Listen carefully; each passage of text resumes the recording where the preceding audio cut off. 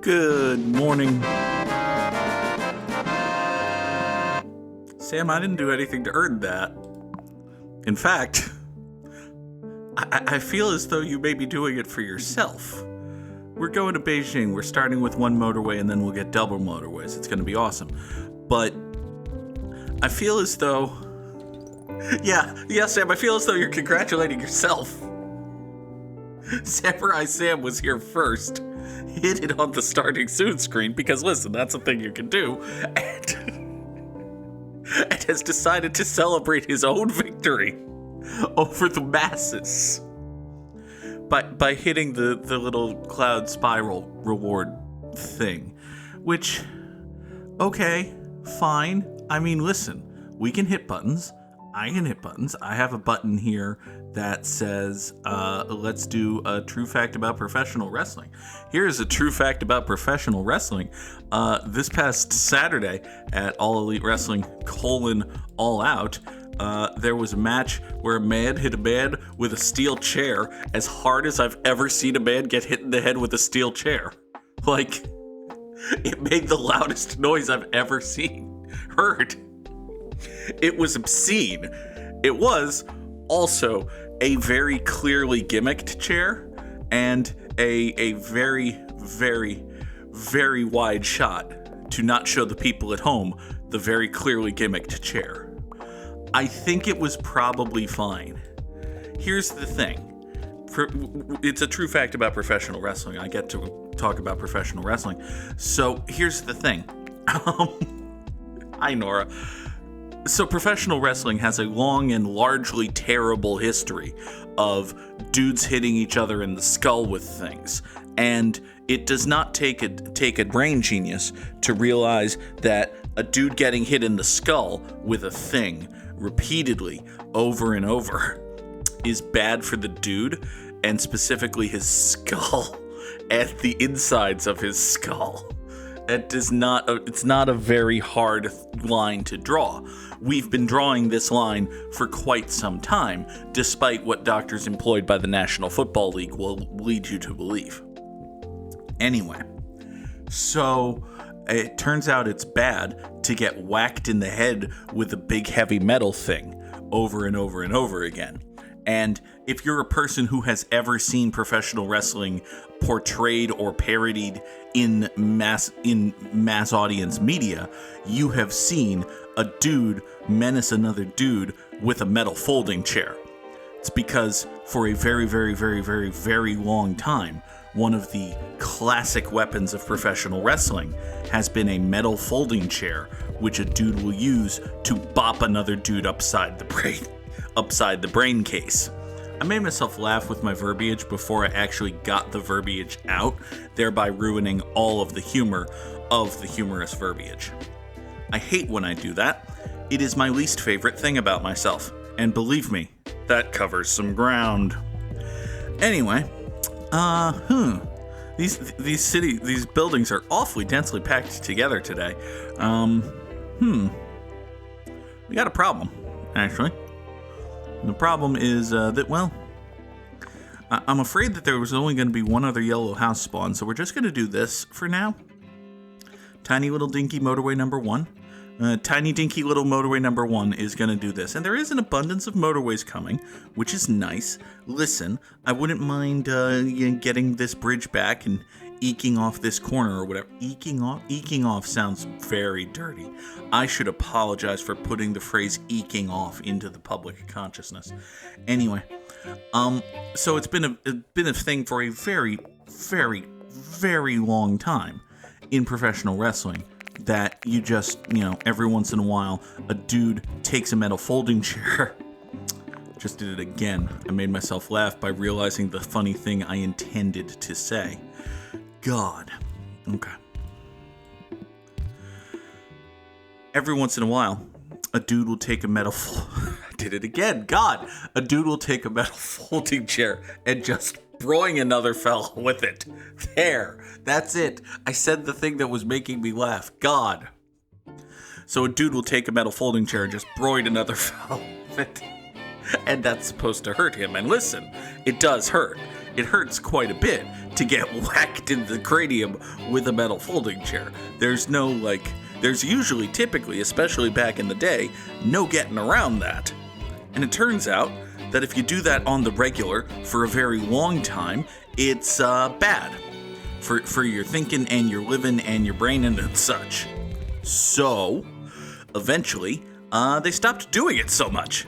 Basically, because fans were like, every time a dude got broined in the skull. And eventually, wrestling promotions were like, let's not do the thing that makes our fans go, and is also possibly bad for our dudes. So they started getting around it. And if you watch WWE these days, they will still use a steel folding chair because it is an iconic weapon of professional wrestling. Listen, WWE, despite its protestations to not be the case, is very much still a professional wrestling organization, including the deployment of steel folding chairs. Also, hey, by the way, I get to do this now, so I can just kill this motorway number 1, get this car to go over here, draw this connection road like so, shove the cat out of the way. There. Now then. These blues need to swing up like so. I think. Boop, boop, boop, and boop thusly. And if you boop thusly, you can swing thisly that away. And then we have this gray, which is probably going to... we're going to get another gray business, like so. Another gray house, I mean. Boom. Redraw motorway number 1. Up you go. Okay, then. So what they do in WWE these days is they'll take their metal folding chair and they'll menace someone with it, but then they'll whack a dude in the spine. And listen, getting hit in the back with a big heavy metal folding chair hurts. It's not great. Doesn't feel good. I'm sure if you do it hard enough and for long enough, you can do some serious damage. And listen, if you do it in the wrong place, you do it one time and you do some serious damage. It is entirely possible to seriously injure someone by whacking them in the back with a metal folding chair. Don't do it. But it is a lot easier to whack someone in the back, not even broin, to back whack a dude with a metal folding chair and have the dude emerge largely fine.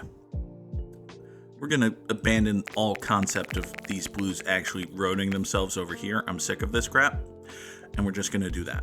I'm just sick of this crap. It is ever so much crap. I'm sick of it. Here, we're going to do this, these 3 reds into this. Everything's fine. You and you and you come up over here, and we draw motorway number 3, like so. God. Matter of fact, I've reconsidered. We voop and motorway number 3 like that. Slightly better. What they did at AEW All Out is they faked the chair, essentially. They created an object that looked, and for all intents and purposes was, a steel folding chair that actually had a very loud, very springy bottom that under the slightest of pressure would transfer all the momentum to the hinge of the chair rather than, the skull of the dude. And Hangman Page swung that chair as hard as I've ever seen a man swing a steel chair.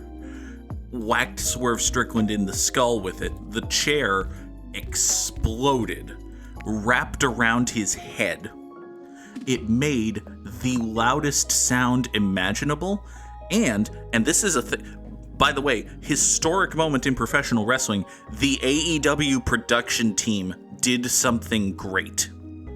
It is noteworthy when AEW's production team doesn't fuck up over the course of a show. Like, I'm not exaggerating. I think there are roughly, I'm going to say 55% of AEW TV shows go off without an obvious production fuck up, which is higher than average. It's more than half, but, and listen, I'm a person who is familiar with the workings of live television. I know shit happens. I'm here to tell you, a 55% fuck-upless success rate is not good. It is bad.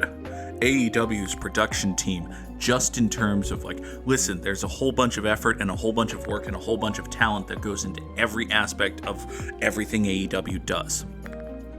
Compared to the production teams of every other live sport or sporting adjacent event I have ever seen, which does mean, better than the average person would be. I am not so hubristic as to suggest that me and the fellas from FATV could do this better. But on the standards of professional quality production teams, AEW's production team fucking sucks. That having been said, I forgot what I was saying. Oh, right. That having been said, when Hangman Page swung that chair and hit Swerve Strickland, it sounded like a gunshot went off, and they cut to the widest shot they could possibly get, which you would think is a bad thing because it means you're not showing the impact, and I'm sure that was part of the reasoning. Like, it was very clearly an intentional, premeditated decision to not show the moment of impact. It made the shot look like, I'm thinking of like Godfather 2 or any number of westerns where a dude is gonna get killed, right? And, the cowboy has the outlaw hog-tied out in the middle of the desert, and the outlaw's up on his knees, and maybe he's begging for his life, maybe he spits in the cowboy's eye, but one way or another, the cowboy just looks at him, draws his revolver, points it at the outlaw, and then you cut to this super wide shot that shows the open desert, nobody around him. You hear the bang, echo, and rattle off over the horizon, and then the outlaw slumps and he's dead. That shot, you've seen that shot. That shot is in westerns. That shot, I'm sure, is in all sorts of movies. That is a very cool shot, and that shot is the shot that AEW got of Hangman Page absolutely obliterating Swerve Strickland's skull with that fake as a hell steel chair.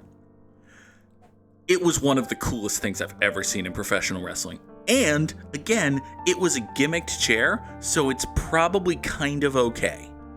Like, you shouldn't do it very often, and they don't do it very often. AEW very rarely goes to the let's use a gimmick steel chair and actually whack a guy in the skull with it well. But they did that one really well. Anyway.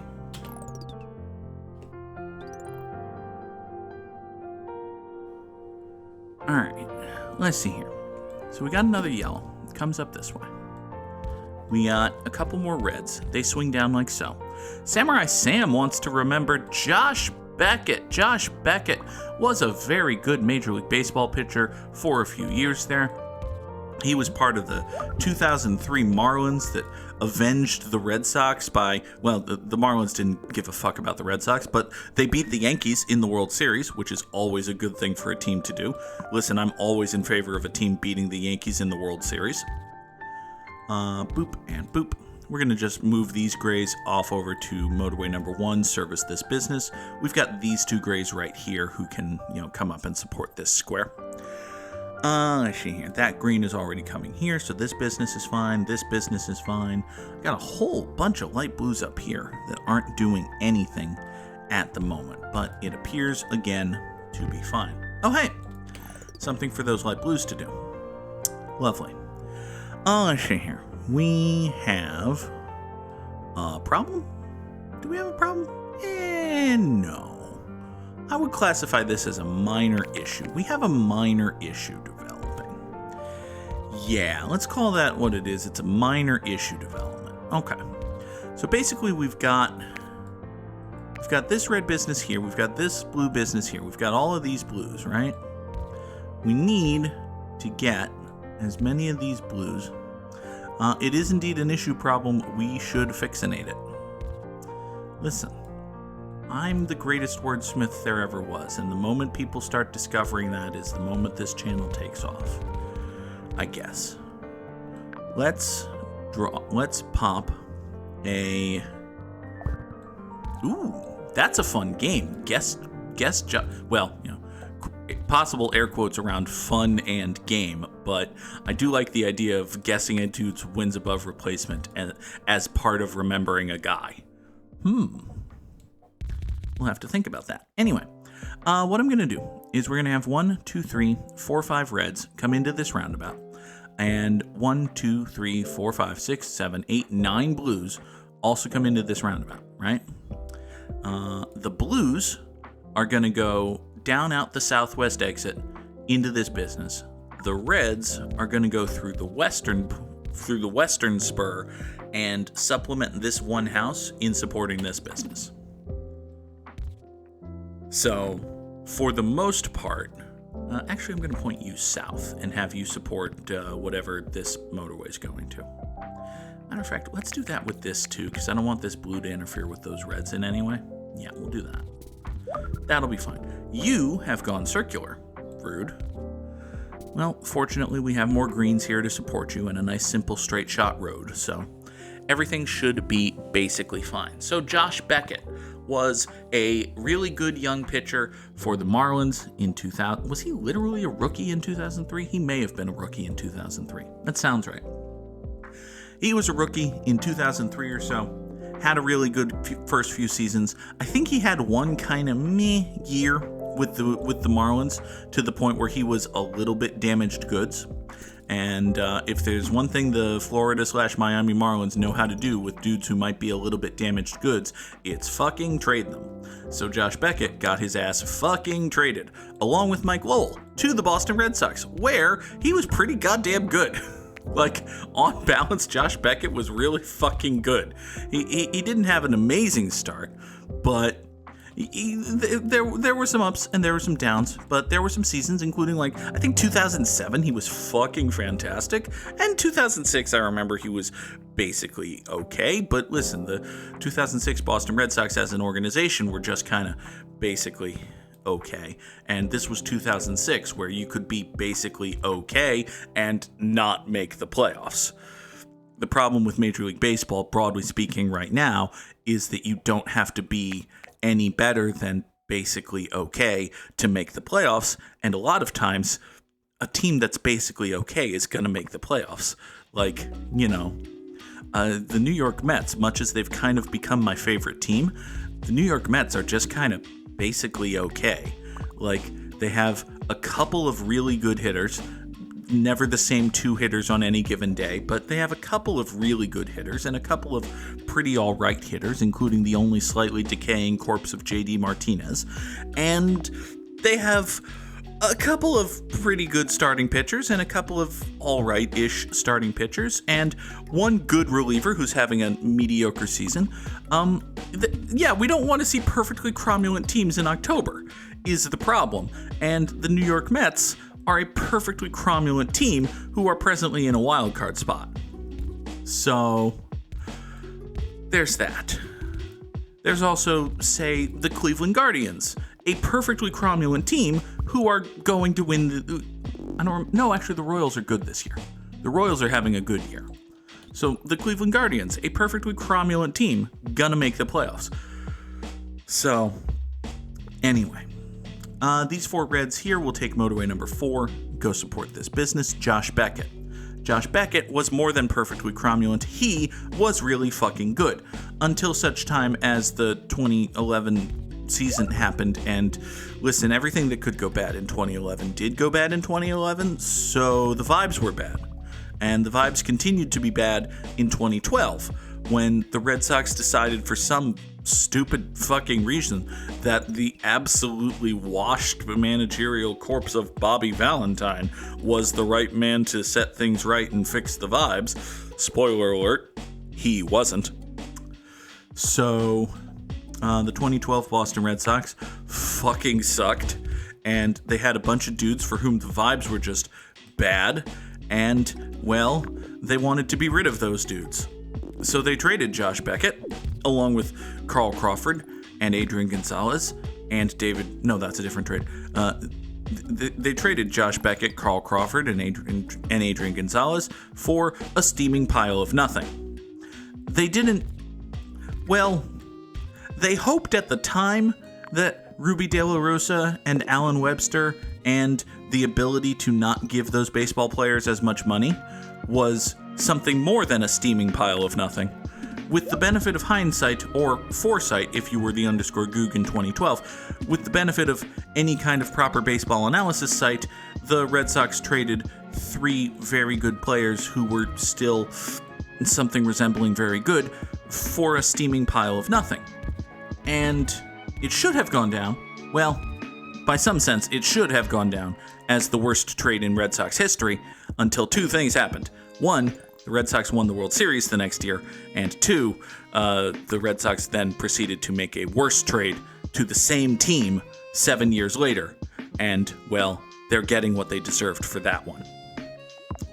The Red Sox, in case you've forgotten, the Red Sox in 2019 traded Mookie Betts, David Price, and the ability to not pay Mookie Betts and David Price as much money as they wanted and deserved to the Los Angeles Dodgers for a steaming pile of nothing. The Los Angeles Dodgers have since won the World Series. The Boston Red Sox have not. Justice! But hey, part of the steaming pile of nothing the Red Sox acquired in that trade is now a steaming pile of nothing for the New York Yankees, which is very funny. It's very funny to me that everyone who watches Alex Verdugo play baseball or interact with human beings realizes that Alex Verdugo is best and most charitably described as a steaming pile of nothing. And yet, he continues to be allowed to play baseball for the New York Yankees. Baseball. Anyway, we have a minor problem. Well, not a minor problem, so much as a possible optimization point. Here, Nora, what? Meow. It's an interesting position. I will take it up. I will consider it under advisement, okay? Cat. So what we're going to do is we're going to have a tiny little roundabout right about here. Boop. We're going to have 1, 2, 3 yellow houses into the roundabout. They'll go support this business. Meanwhile, we'll continue having these 6 greens into the roundabout. Actually, 7 greens. We'll continue having these 7 greens into the roundabout to support this business up here. That's all going to be fine. Also, and additionally, you know what we've got? We've got grays up here. We've got grays right here. Their names are Gray Revere. They can come over here, and we can reclaim motorway number 7. Hooray! So, yes, that is a hooray moment, Nora. All right. We've also got more grays to come up here. Motorway number 1 into this gray circle. That's going to be fine. This gray over here is kind of insulated. So let's bop this and do that and kill this bridge. So now we have these 4 grays instead of these 2 grays supporting this gray. That should be fine. These 2 reds we can probably finagle up that away to further support. All of this red, by the way, is currently being deployed in support of this business here, which seems silly when you think about it. Here, let's do that. We're going to do that. We're going to have a couple more red houses bop down here, support this circle. How are you doing over here, red circle? You're buried under motorways. Oh, it's a bad place to raise children, honestly. There's too many motorways there. All right, you appear to be fine, though, which is weird because you only have 3 houses, but hey, I'll take it. You know, I do have a mute button. I could use it sometimes, but it would take all of the thrill and adventure out of maybe every once in a while the Goog's going to cough when he should be talking. So Josh Beckett went on to be pretty good for the Dodgers for a little while, and then, well, time happened, and listen, eventually all great baseball players stop being great baseball players, and all pretty good for a while baseball players stop being pretty good forever. And that's what happened to Josh Beckett. He stopped being pretty good, and then he retired in roughly that order. So, Josh Beckett, possibly the last Red Sox pitcher to ever hit a home run. Yeah, probably. God willing, he will be. Listen, universal DH is a good thing, so it's cute and fun that Josh Beckett hit a home run or whatever, but let us all hope and pray that Josh Beckett is the last Red Sox pitcher to ever hit a home run. I know there are circumstances wherein in a DH league, a team can lose the DH, and it is possible that I think the Red Sox have lost the DH already since the universal DH came in. But there's also a non-zero chance that Shohei Ohtani plays for the Red Sox at some point. He did sign like a 10-year contract with the Dodgers? I mean, here's the deal. In 10 years or whatever, when Shohei Ohtani's contract expires, he is then going to be a person who the Los Angeles Dodgers owe $600 million. Or possibly $700. It could be $700 million. My point is that, typically, when extremely large professional organizations, such as the Los Angeles Dodgers, and I mean like businesses now, we're talking about businesses, when extremely large businesses owe people hundreds of millions of dollars, the way they get rid of that obligation is not by giving the people hundreds of millions of dollars, it's by giving them pieces of the business.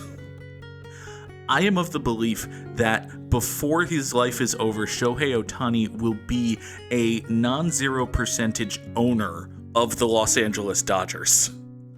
And that was part of the plan behind his frankly ridiculous contract. And listen, I'm not saying you can't do these things, but if you're a part owner of the Los Angeles Dodgers, you probably shouldn't play for the Boston Red Sox. Then again, at the same time, if you're a part owner of the Las Vegas Raiders, you should not be a color commentator on professional football games. And yet, Tom Brady. So clearly, ethics just aren't my strong suit, I guess. Everything's decided to fall apart, which is annoying. Actually, everything red has decided to fall apart, which is more understandable, but no less annoying. Because,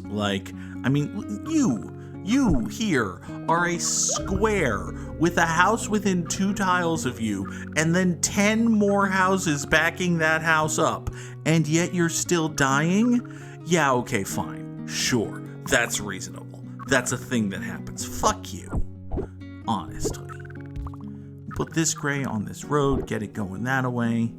This gray's mad, all of these reds are mad. Look at all of these reds with their roundness and their curvies in their road, and they're going down this way.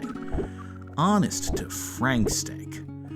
Okay, listen, we've got more angry yellows right here.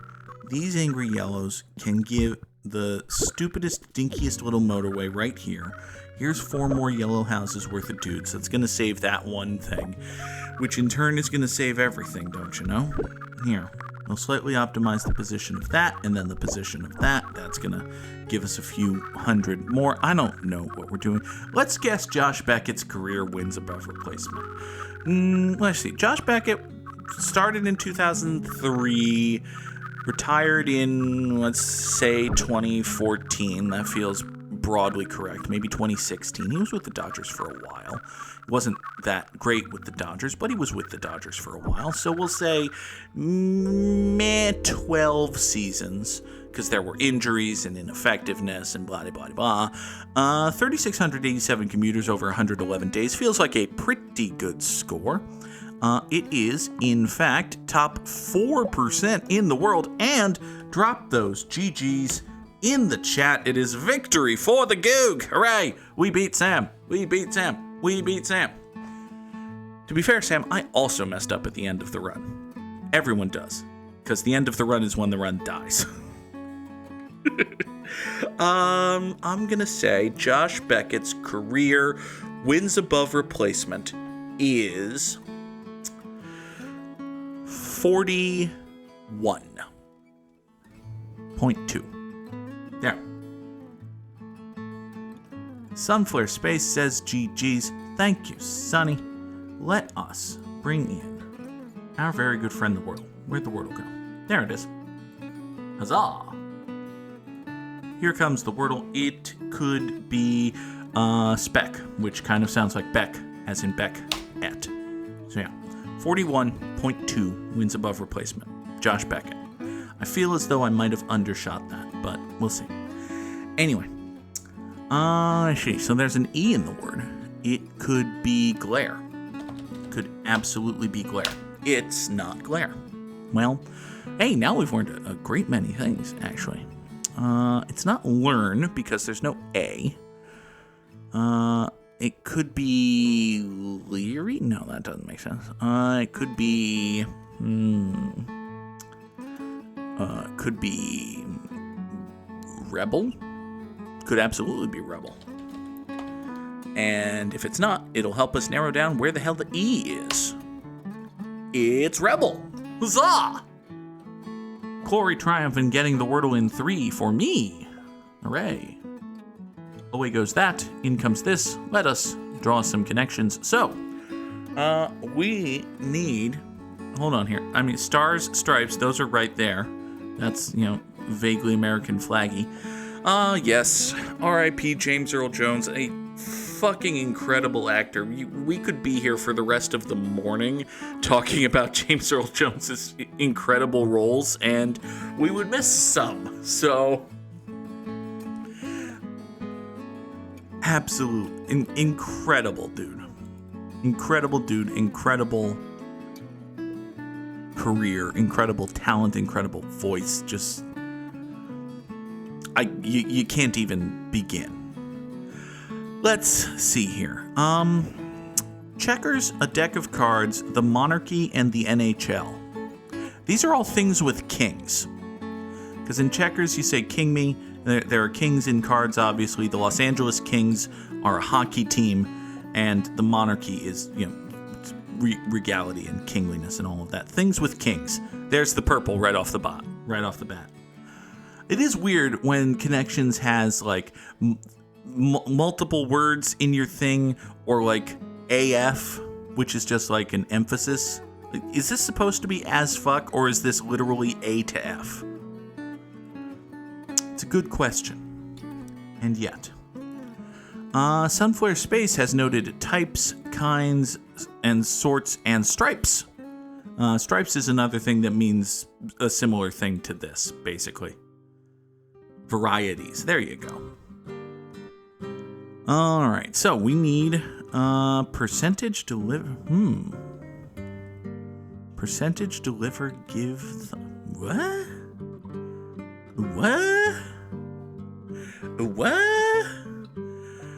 Looking at these last two categories, like, what? Okay, so, if you pass, deliver, give, or hand someone, that just means you're transferring. This is a transfer of possession. That's actually reasonable. There you go. Okay, so we've got our transfer of possession. Now, what in the hell? Josh Beckett, 35.7 WAR. I overshot. Sad times. Josh Beckett, very good baseball player. Let's see here.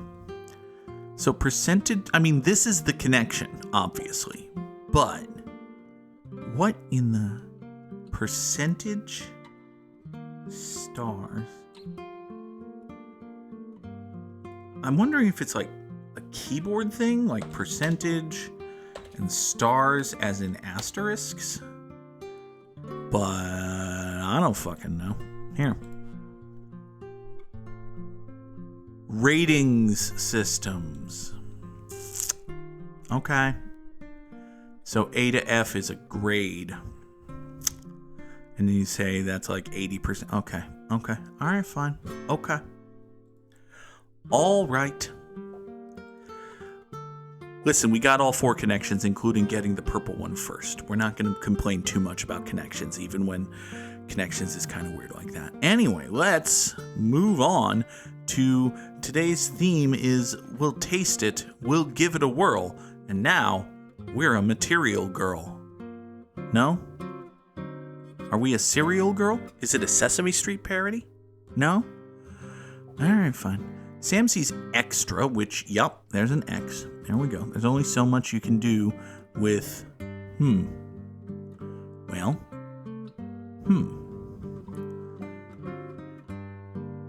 Interesting. There's Fox, but it doesn't take 3-letter words. It could be something else. And was I wrong with Material Girl, by the way? Did I just happen to find it by remembering that? No? Okay, fine. Oh, it could be Foxtrot. There you go. Oh, Sam sees Foxtrot and Quickstep. Okay, so we're dancing today. We're dancing today. Got it. In fact, here's dance right there. So, interesting. Okay. There's dance, but that's not part of it, so... This is dancer. Could this just be the second half of the spangram? Are we looking for something that says dancer?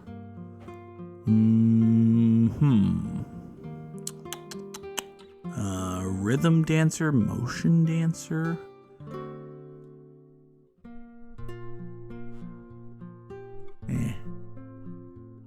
Oh, right. The R in dancer is in Foxtrot, so...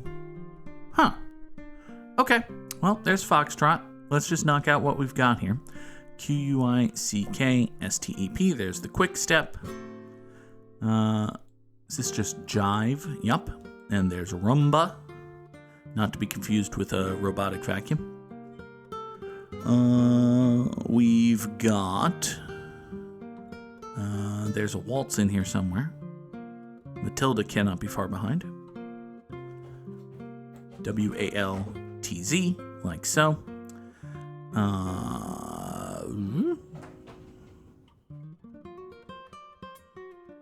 Ballroom dance. Oh, ballroom dance is our spangram. Okay. All right, fine. And we got to go this way to get salsa, which is the last dance. Okie doke. That's fine. That's a perfectly cromulent game of strands. Now, for today's Immaculate Grid, we need Pirates and Natinspos and Red Sox and Mets and dudes who played left field and dudes who played right field. Ahem. An exceedingly doable Immaculate Grid. Famous last words from Samurai Sam. A dude who played for the New York Mets and Montreal Expos is, of course, Pedro Martinez. We'll just pop that one right there. Dude who played for the Red Sox and played right field, that is Mookie Betts. That's going to be a very obvious Mookie Betts. And listen, we can get a little bit deep cutty. Just a little bit. We can have a soupçon of deep cut when it comes to the corner outfield positions for the Red Sox. Okay? Okay. Now, dude who played for the Red Sox and Mets is Jed Lowry. Jed Lowry, it turns out, did actually play baseball for the Mets like 3 times. And then he did not. So, dude who played for the Mets and the Pirates is Jose Iglesias? I think Jose Iglesias was a Pirate. I'm not 100% sure of that, though. I should probably endeavor to be 100% sure about things before I suggest that things are things. Nah, it's probably fine. I'm correct. I have a gut feeling that Jose Iglesias played for the Pirates. My gut feeling is incorrect, but, you know. Anger. Anger, rage, and fury. Jason Bay was right there, you guys. Was right.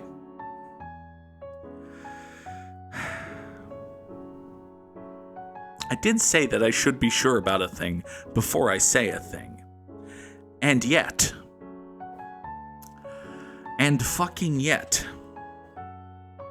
So. Fun times. Dude who played right field for the Boston Red Sox is Jose Canseco. It is very funny to me. I was just young enough to understand that Jose Canseco was on the Boston Red Sox. And I remember watching him hit. I do not remember watching Jose Canseco play right field.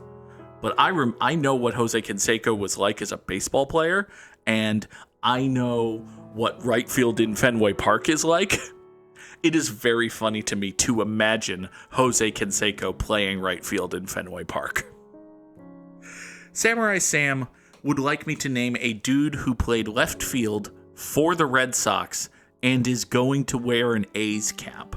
And, well, Ricky can probably come up with one of those. There. It is done. Ricky Henderson, a dude who played left field for the Boston Red Sox. Very, very well done for the _Goog. Now, fuck it, we've already failed. Let's just name some dudes. A dude who played left field for the Washington Nationals is Will Cordero. And a dude who played right field for that very same team is Vladimir Guerrero. Huzzah. And then, I don't know, a dude who played left field for the Pirates is also Jason Bay, but we already named Jason Bay, so fuck it, man. Dude who played right field for the Pirates is Ross Glode. I don't think that's true. I don't think that's actually true. I don't think Ross Glode played right field for the Pirates. He might have. It's entirely possible that he did. But name a good Pittsburgh Pirate. Really? Sam, are you suggesting to me that Roberto Clemente might have played left or right or both of those fields for the Pittsburgh Pirates, given that he was, an outfielder and the only historically good Pittsburgh Pirate, other than Willie Stargell and Andrew McCutcheon, who we're actually going to name? So, we've got that going for us. Hooray. Except for the whole Jose Iglesias thing. That would have been, that was probably bad. Sad times. Honus Wagner counts. Okay, fine. Honus Wagner, historically good Pittsburgh Pirate. Barry Bonds, historically good, not famous as a Pittsburgh Pirate, but was in fact a Pittsburgh Pirate. Okay, fine. We're moving on with our lives. This has been an edition of Good Morning Mini Motorways. Folks, I will be back later today with Baldur's Gate 3 as we continue actually heading toward, we're on the outskirts, we're in the suburbs surrounding the city of Baldur's Gate. We also may or may not have signed a contract, and we may or may not have to have people yell at us for signing a contract because, well, it seems like a bad choice. In retrospect, with the benefit of hindsight, it may not have been the smartest thing Celeste has ever done. But, it'll be fine. It'll be completely and totally fine. Folks, thank you all so very much for watching. I hope you have a wonderful day. Take care. Bye-bye. Hi, Ablative. It's the Goog here, owner of the London Calling, former owner of the Goog Day and Grand Goog Knoll, and the Great Googly Mooglies, and the Greater Googly Mooglies, and the Greatest Googly Mooglies, and the Great Googly Mooglies again, and the Rated R Superstars, and another team called the London Calling, and the Bad News Googs, and I think that's it. Anyway, Circle Master's a cool guy. You should trade him the #1 pick if he makes you a fair offer. Bye.